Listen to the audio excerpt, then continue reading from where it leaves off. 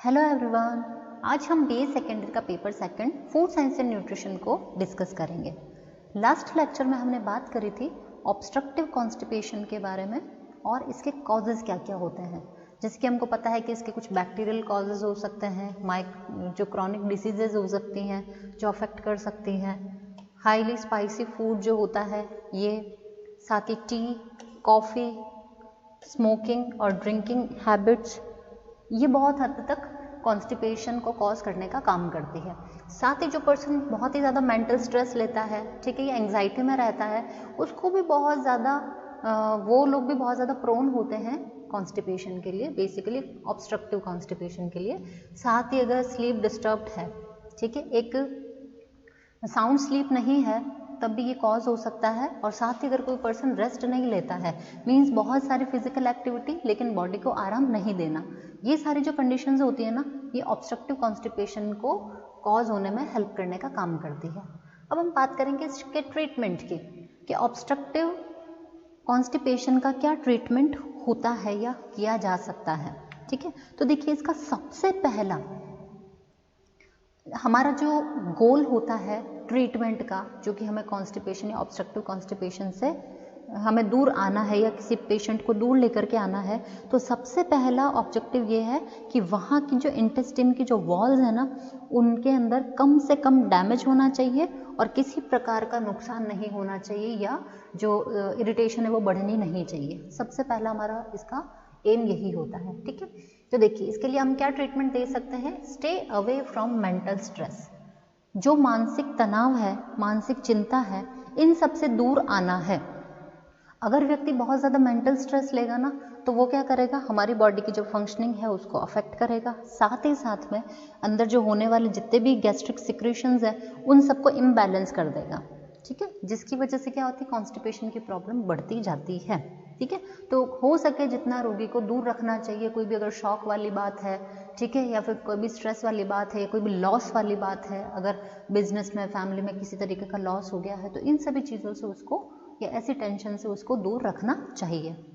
Second है use of sedatives और एंटीस्पैस्मोडिक drugs. ऐसी जो सेडेटिव्स होते हैं, एंटीस्पैस्मोडिक जो ड्रग्स होते हैं, मीन्स जो कि पेट दर्द के अगेंस्ट काम करते हैं, ठीक है, या फिर डाइजेस्टिव सिस्टम में होने वाले किसी भी टाइप के दर्द का, स्पैस मीन्स पेन, ठीक है, एक टाइप का, तो इसको अगर जो दूर करने का काम करते हैं, ऐसे ड्रग्स का यूज़ किया जा सकता है। ठीक है, अच्छा, ये बेसिकली क्या करते हैं, जो इंटेस्टाइन्स हैं, जो इंटेस्टाइन्स है या आते हैं ना, इनके अंदर जो घाव बन गए हैं, उन घाव को कम करने का या ख़त्म करने का, या हम कह सकते हैं हील करने का काम करते हैं।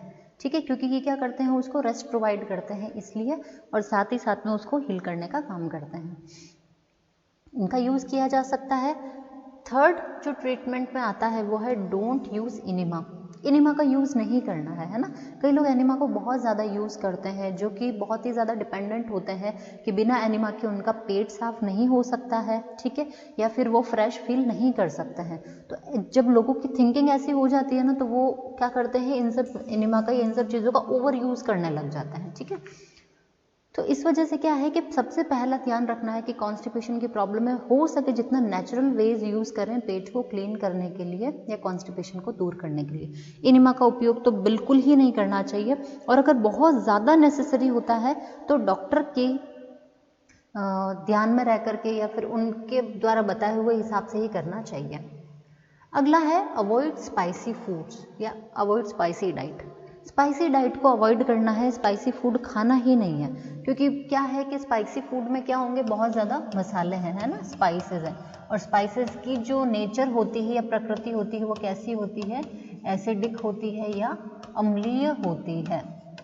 ठीक है, और क्या है, ये जो स्पाइसी फूड होंगे ये भी क्या करते हैं कि हमारे पेट में जाता है। अच्छा, स्पाइसी फूड बेसिकली ज़्यादातर किन फूड्स के अंदर होते हैं, जो कि जो हाईली फ्राइड फूड होते हैं, है ना, वो बहुत ज़्यादा स्पाइसी होते हैं बेसिकली। तो इस टाइप की जो डाइट होती है उसको हमें दूर करना चाहिए, क्योंकि क्या है, जो फ्राइड फूड है, ये सभी आइटम्स होते हैं ना, जंक फूड्स, इसके अंदर क्या होता है, रिफाइंड का यूज़ बहुत ज़्यादा किया जाता है।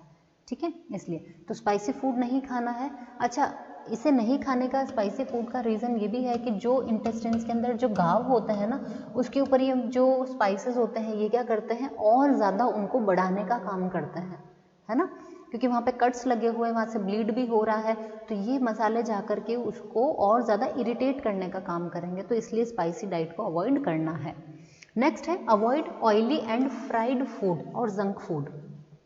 देखिए जो फ्राइड फूड है, जंक फूड है, ठीक है, या ऑयली फूड है, ये क्या है, देखिए सबसे पहला तो है कि इसके अंदर बहुत ज़्यादा अमाउंट होता है किसका, फैट का, ठीक है, फैट का ज़्यादा अमाउंट है ना, तो उसको क्या है डाइजेस्ट करने में भी क्या होती है, प्रॉब्लम आती है ना, तो क्या है हमेशा पहले ध्यान रखना है कि क्योंकि इसे डाइजेस्ट करने में प्रॉब्लम आती है, तो हो सके जितना इसका यूज़ ना किया जाए या कम से कम किया जाए, ठीक है।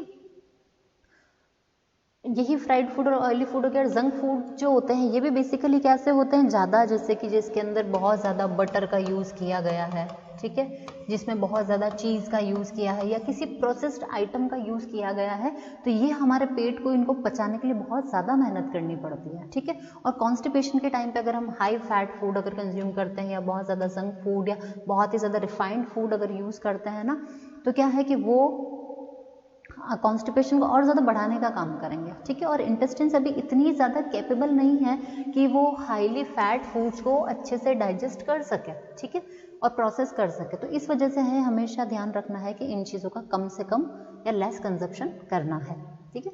नेक्स्ट है supplements of folic acid and vitamin B12।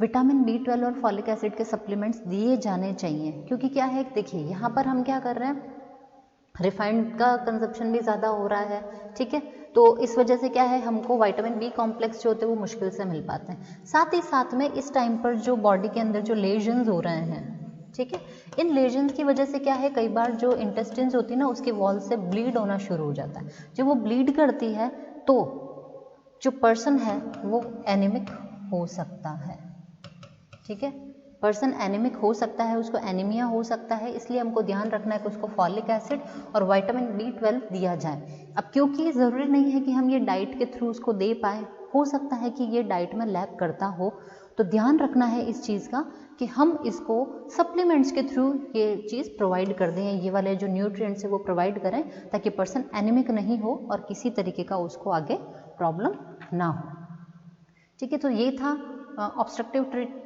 Constipation के कॉजेस थे और उसका ट्रीटमेंट था। नेक्स्ट हम जो इसका थर्ड टाइप है कॉन्स्टिपेशन का उसकी बात करेंगे, जो है स्पैस्टिक कॉन्स्टिपेशन।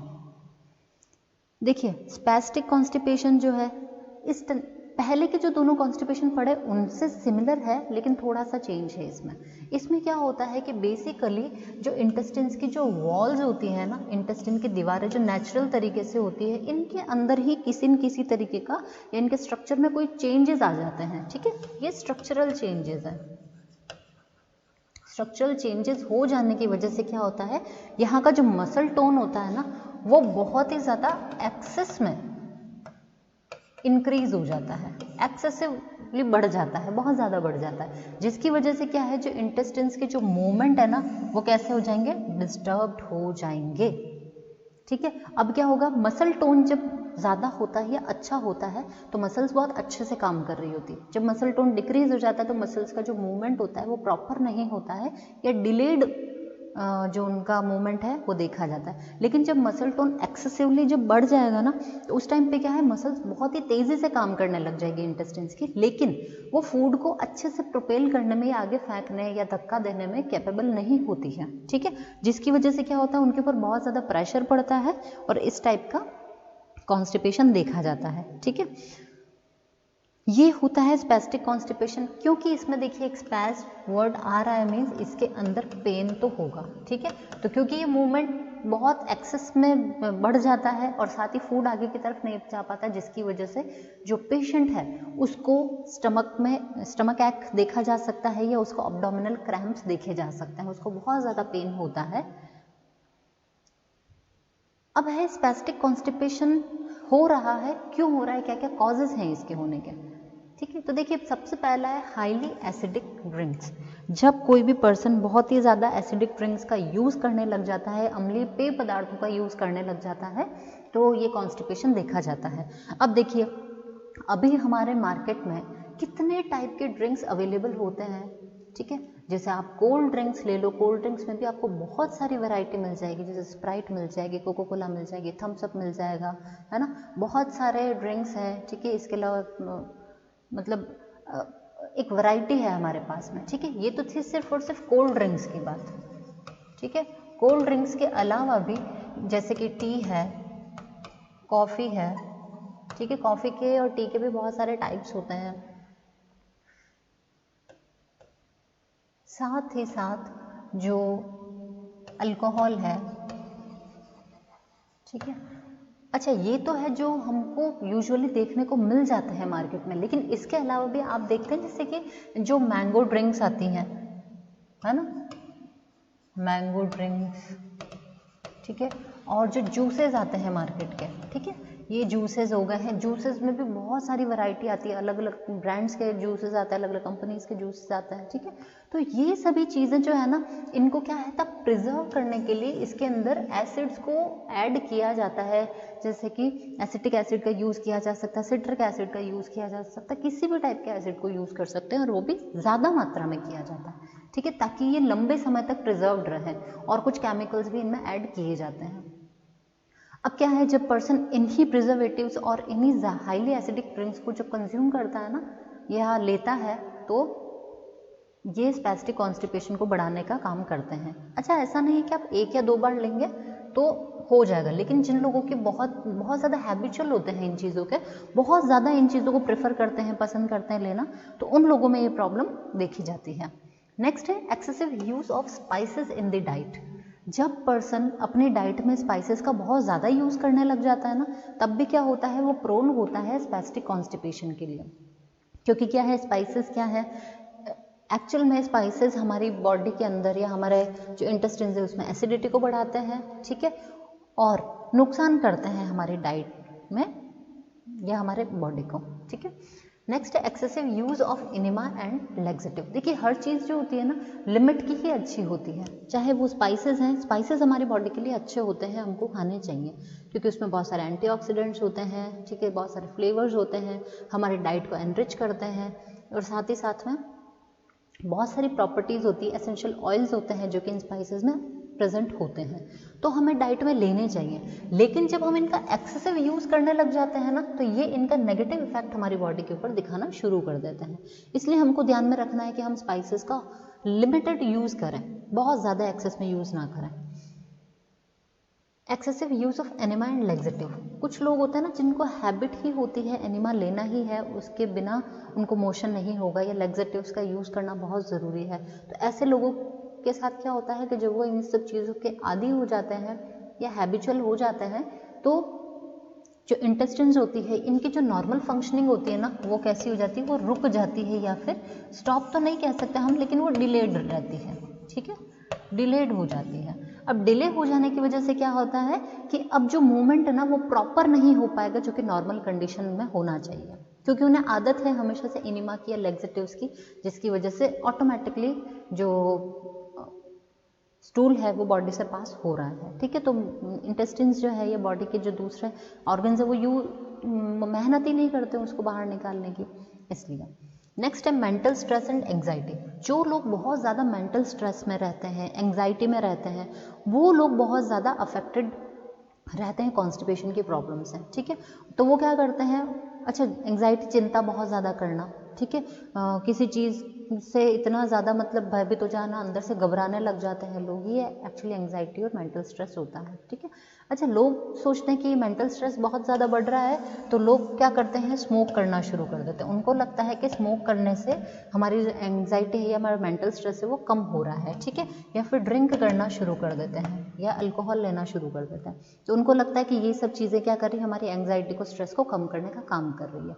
लेकिन एक्चुअल में सिचुएशन सारी वही है, सिर्फ और सिर्फ उनका दिमाग जो है वो ये सब चीज़ें उसके ऊपर हावी हो जाती है, ठीक है। तो क्या हो रहा है, वो मेंटल स्ट्रेस तो ज्यों का त्यों ही है, साथ ही वो स्मोक और ड्रिंक करके भी अपने बॉडी को खराब करने का काम कर रहे हैं। तो बेसिकली ये थे इसके सारे के सारे कॉजेज। अब हम बात करेंगे साथ ही स्पैस्टिक कॉन्स्टिपेशन का ट्रीटमेंट क्या होता है इसके बारे में। तो देखिए,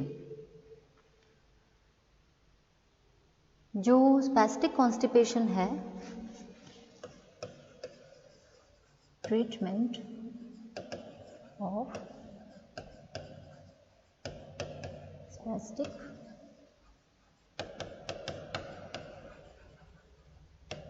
कॉन्स्टिपेशन। सबसे पहला क्या करना होता है, देखिए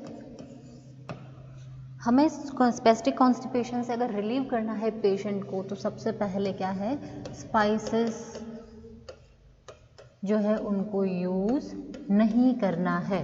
ठीक है, स्पाइसेस को यूज़ नहीं करना, हो सके तब तक ब्लैंड डाइट दे सकते हैं आप। ठीक है, या फिर बहुत ही लेस स्पाइसी फूड है या फिर बॉइल्ड फूड है, ऐसा फूड आप पर्सन के लिए या उस पेशेंट के लिए प्रेफर कर सकते हैं। ठीक है, तो वो क्या है, इस कॉन्स्टिपेशन से रिलीव होने का में हेल्प करने का काम करेंगे। ठीक है, इसके अलावा जितने भी ड्रिंक्स हैं, ठीक है, या अल्कोहल है ना, या एसिडिक ड्रिंक्स हैं, इन सब का यूज़ जो है वो ना के बराबर करना चाहिए, बिल्कुल बंद ही कर देना चाहिए। ठीक है, अल्कोहल में भी बहुत सारे टाइप्स होते हैं, ड्रिंक्स के भी हमने बात करी, बहुत सारे टाइप्स होते हैं, या जो कोल्ड ड्रिंक्स होती हैं इनके, तो इन सभी को क्या करना है, हमको मना करना है, इन सब चीज़ों को नहीं लेना है। ठीक है, इसके अलावा जैसे कि बहुत सारे ऐसे फूड प्रोडक्ट होते हैं जिसके अंदर जो फाइबर्स होते हैं ना, ठीक है, फाइबर हमारे को कॉन्स्टिपेशन की प्रॉब्लम में लेना फ़ायदेमंद होता है, लेकिन अगर लेजन्स की कंडीशन है तो उस कंडीशन में फाइबर नहीं लेना है। और कई बार बहुत से फाइबर्स जो होते हैं ना वो काफ़ी रफ होते हैं, ठीक है, बहुत ही कड़क या कड़े फाइबर्स होते हैं, तो उनका यूज़ तो बिल्कुल ही नहीं करना है, क्योंकि वो क्या करते हैं, मैकेनिकल इरिटेंट्स के फॉर्म में काम करते हैं, या फिर जाकर के पेट के अंदर जितने भी जो लेजन्स हैं उनको उनके ऊपर रगड़ लगाने का काम करते हैं। ठीक है, तो यहाँ पर हाई या कोर्स फाइबर जो फूड है, ठीक है, तो हम कह सकते हैं कि कोर्स फाइबर्स जो होते हैं ना, इनको कंज्यूम नहीं करना है। ठीक है, इसके अलावा हो सके जितना, जो देखिए सॉलिड फूड भी पर्सन को कंज्यूम करना चाहिए, सॉलिड मीन्स जो ठोस आहार होता है, ठीक है, वो भी लेना चाहिए। तो साथ ही साथ में लिक्विड्स का जो अमाउंट होता है वो भी सही मात्रा में लेना चाहिए, ताकि उससे क्या होता है कि जो पेट के अंदर जितनी भी गंदगी है ना वो सब उसके साथ में बाहर निकलती जाए। और पानी लेने से क्या होता है कि वो गंदगी गल करके भी हमारी बॉडी से बाहर निकलने लग जाती है। ठीक है, अच्छा, इसके अलावा विटामिन बी कॉम्प्लेक्स की बहुत ज़्यादा कमी हो जाती है ना, बी कॉम्प्लेक्स की, तो हमको ध्यान रखना है कि हो सके तो इसके लिए जो पर्सन है आप उसको कोई सूप्स दे सकते हैं। ठीक है, या फिर जो सॉफ्ट फाइबर्स हैं आप वो दे सकते हैं, और वो भी नहीं तो आप चाहें तो सप्लीमेंट्स भी इसके लिए प्रोवाइड कर सकते हैं। ठीक है, तो हमको ध्यान रखना है कि हम सप्लीमेंट भी दे सकते हैं उसको ठीक होने के लिए या फिर ट्रीट होने के लिए। जो फूड है, फूड के साथ साथ में हमको ध्यान रखना है कि प्लेंटी ऑफ वाटर होना चाहिए आपके कंजप्शन में। ठीक है, पानी का बहुत अच्छा यूज़ करना, पानी बहुत पीना है। अगर आप पानी बहुत अच्छे से पियोगे ना तो कॉन्स्टिपेशन का जो प्रॉब्लम होगा वो आराम से आसानी से रिलीफ हो जाएगा, और जो स्टूल का पास है, ठीक है, वो भी बहुत आसानी या बहुत ही ईजी हो जाएगा। ठीक है, तो क्या है, बहुत ज़रूरी है लिक्विड्स का डाइट में होना या डाइट में पानी को लेना। ठीक है, इसके अलावा रेगुलर एक्सरसाइज करनी है। ठीक है, देखिए जो रेगुलर एक्सरसाइज है ना ये बहुत ज़्यादा हेल्पफुल होती है किसी भी पर्सन को। रेगुलर एक्सरसाइज, ठीक है, देखिए ये जो होती है बहुत ज़्यादा हेल्पफुल होती है, क्योंकि ये क्या करती है, जो मसल टोन है ना उसको बैलेंस करने का काम करती है, उसको नॉर्मल रखने का काम करती है। ठीक है, तो इससे क्या, जब हम एक्सरसाइज करते हैं, जब हम योगा करते हैं, तो हमारी पूरी बॉडी के अंदर ऑक्सीजन ट्रांसफ़र होती है, हर सेल तक ऑक्सीजन पहुंचती है, और साथ ही साथ में हमारी पूरी बॉडी की जो मसल्स होती है उन सब में मूवमेंट भी बहुत अच्छा होता है। ठीक है, तो इसकी वजह से क्या है कि जो पर्सन है उसकी बॉडी जो होगी वो अच्छी, और उसकी जो मसल्स हैं बॉडी की वो अच्छे से टोन हो जाती है, तो उससे कि हम इस कॉन्स्टिपेशन से रिलीव कर सकते हैं पेशेंट को। ठीक है, साथ ही साथ में उसको कंप्लीट मेंटल रिलीफ कंडीशन के अंदर रहना चाहिए। ठीक है, मेंटल पीस में रहना चाहिए, उसको बहुत शांति के अंदर रहना चाहिए, किसी भी टाइप की एंग्जाइटी या स्ट्रेस लेने की उसको ज़रूरत नहीं है, कंप्लीटली उसको दूर रहना चाहिए इन सब चीज़ों से। ठीक है, और हो सके जितना मेंटल रिलीफ रहे, पीसफुल कंडीशन के अंदर उसको रहना चाहिए।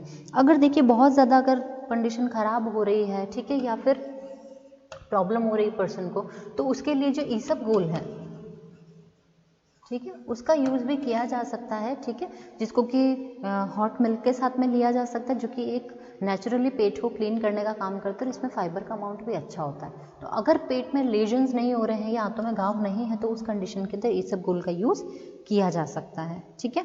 तो ये तो थे स्पैस्टिक कॉन्स्टिपेशन को ट्रीट करने के उपाय थे कुछ, जिनके बारे में हमने बात करी। अच्छा, हाँ, कुछ कॉमन सिम्टम्स भी है जो कि बेसिकली ड्यूरिंग कॉन्स्टिपेशन देखे ही जाते हैं लोगों के अंदर, ठीक है।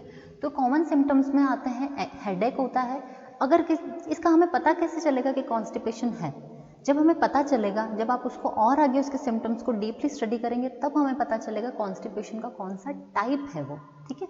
लेकिन उसके पहले जो कॉन्स्टिपेशन के कॉमन जो प्रॉब्लम्स या देखे जाते हैं या कॉमन सिम्टम्स देखे जाते हैं, उनमें पहला है हेडेक, बहुत ज़्यादा सिर दर्द होना, चक्कर आना, चिंता होना, ठीक है, घबराहट होना, ऐसी चीज़ें देखी जाती है।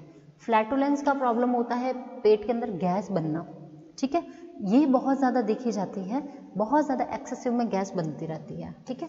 भूख लगना बंद हो जाती है, क्योंकि क्या है, पेट के अंदर ऑलरेडी गंदगी भरी हुई है ना, ठीक है, उसकी वजह से क्या होता है, व्यक्ति को भूख ही नहीं लगती है, उसका मन ही नहीं होता है खाना खाने का, क्योंकि वो फ्रेश फील नहीं करता है, इसलिए।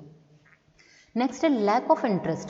अब ये जो लैक ऑफ इंटरेस्ट होता है, ये किसी भी चीज़ में हो सकता है, क्योंकि एक तो उसको बहुत ज़्यादा हेडेक है, चक्कर आ रहा है, मन बहुत घबरा रहा है, ठीक है, वो एक कंफर्टेबल फील नहीं कर रहा है, जिसकी वजह से किसी भी काम में, खाना खाने में, हर सभी चीज़ों की जब हम बात करें ना, तो किसी भी चीज़ में उसको इंटरेस्ट नहीं रहता है, उसको कोई भी काम करना पसंद नहीं आता है, ठीक है।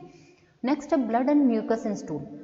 ब्लड के अंदर म्यूकस भी, जो स्टूल है उसमें ब्लड भी देखा जाता है, और म्यूकस अगर देखने को मिल रहा है तो इस चीज़ का अंदाज़ा लगा लेना चाहिए कि पर्सन जो है वो कॉन्स्टिपेशन से सफ़र कर रहा है, ठीक है। जो स्टमक है उसका एनलार्जमेंट हो जाता है, पेट फूलने लग जाता है, ठीक है, ऐसा मोटा मोटा सा या फूला हुआ पेट दिखता है, ठीक है। और कई बार ऐसा लगता है कि जैसे पेट खाली है पर इसके अंदर कुछ हवा या कोई गैस भरी हुई है, जिसकी वजह से ऐसा फील हो रहा है। व्हाइट लेयर ऑन टंग, जो जीभ होती है ना, उसके ऊपर एक सफ़ेद कलर की परत जमने लग जाती है, ठीक है। जो जीभ होती है वो बिल्कुल, टंग जो है बिल्कुल व्हाइट कलर की एक लेयर बना लेती है अपने ऊपर, तो वो एक स्ट्रेट इंडिकेशन है कि पर्सन जो है वो कॉन्स्टिपेशन से सफ़र कर रहा है, ठीक है। इसके अलावा न्यूट्रिशनल डेफिशिएंसीज भी देखी जाती है, क्योंकि आंतों की दीवारों के ऊपर क्या है, गंदगी चिपकी हुई है, ठीक है। तो जो हमारी विलाई होती है, ठीक है, जो कि बेसिकली न्यूट्रिएंट्स को अब्जॉर्ब करने में हेल्पफुल होती है, अब्जॉर्ब करने का काम करती है, अब वो क्या कर रही है, न्यूट्रिएंट्स को अब्जॉर्ब नहीं कर पा रही है, जिसकी वजह से बहुत टाइप की न्यूट्रिशनल डेफिशिएंसीज देखी जा सकती है, ठीक है। तो ये कुछ कॉमन कॉजेज थे, ये कॉमन सिम्टम्स थे। ये कॉमन सिम्टम्स हमें बताते हैं कि कोई भी पर्सन जो है वो कॉन्स्टिपेशन से सफ़र कर रहा है, और जब इसको आगे और डीप स्टडी किया जाता है तब हमें पता चलता है कि ये कॉन्स्टिपेशन का कौन सा टाइप है। तो जैसा कॉन्स्टिपेशन का टाइप है उसके अकॉर्डिंग हम उसको ट्रीटमेंट दे सकते हैं। नेक्स्ट लेक्चर में हम बात करेंगे कि क्या क्या न्यूट्रिशनल रिक्वायरमेंट होती है ड्यूरिंग द कॉन्स्टिपेशन प्रॉब्लम, ठीक है। तो इसके बारे में हम स्टडी करेंगे। इसी के साथ आज हमारा ये लेक्चर खत्म होता है। Thank you.